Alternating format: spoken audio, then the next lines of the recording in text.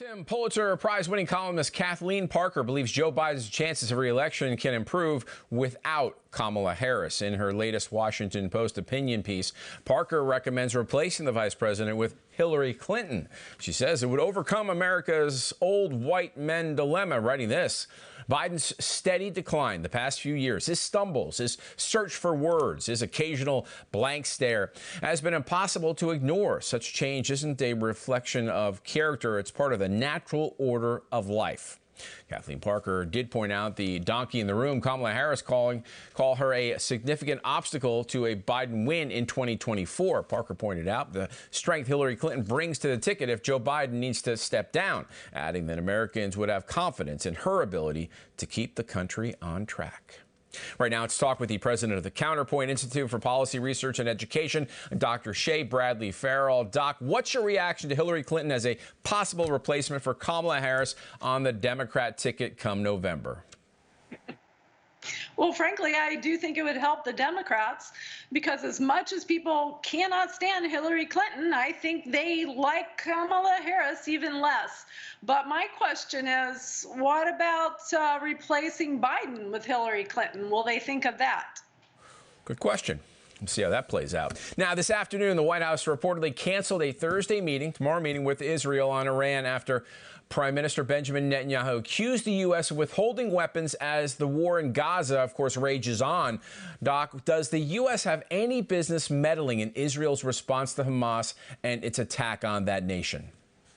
Mike, this is where I work in foreign policy, and the Biden administration is 180 degrees in reverse from where they should be. We should be supporting our greatest ally in the Middle East, Israel, and we should stop appeasing Iran by giving them more money, giving them sanctions. You know, just a couple of weeks ago, the Biden administration actually told our European allies at an atomic energy meeting to not rebuke Iran for building up their nuclear materials, which are at record numbers at this time. So it's like we're in an alternative universe, Mike. Now, tell us about the unreported war on America's southern border and where people can see it.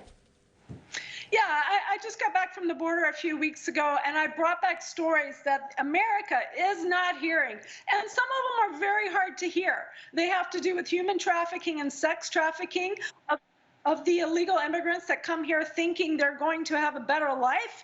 It has to do with residents on the border who multiple times have had to protect their children and their properties and their own bodies from criminals who have come across. So you can go to counterpointinstitute.org, look under our newsletters, and click on that newsletters for more information. So, Doc, with your recent experience at the border, give me your reaction to the recent executive order that Joe Biden signed that would supposedly do something to secure the border. Oh, Mike, it is such political gaslighting. It does nothing to secure the border. What it does is actually allow 2,500 illegals to come across the border. Now, you can still claim asylum at a point of entry. That has nothing to do with this executive order. But that 2,501st person, it's not being enforced because you can claim excessive fear and still get asylum, and the list goes on. Mm-hmm. You know, Russian President Vladimir Putin traveled to North Korea recently to sign a deal he called comprehensive, explaining that it includes the provision of mutual assistance in the event of aggression against one of the parties to this agreement. Doc, what does this mean to America and our allies? Well, Mike, you know, I hope nothing, because I don't think the U.S. or our allies are going to attack Russia or North Korea anytime soon.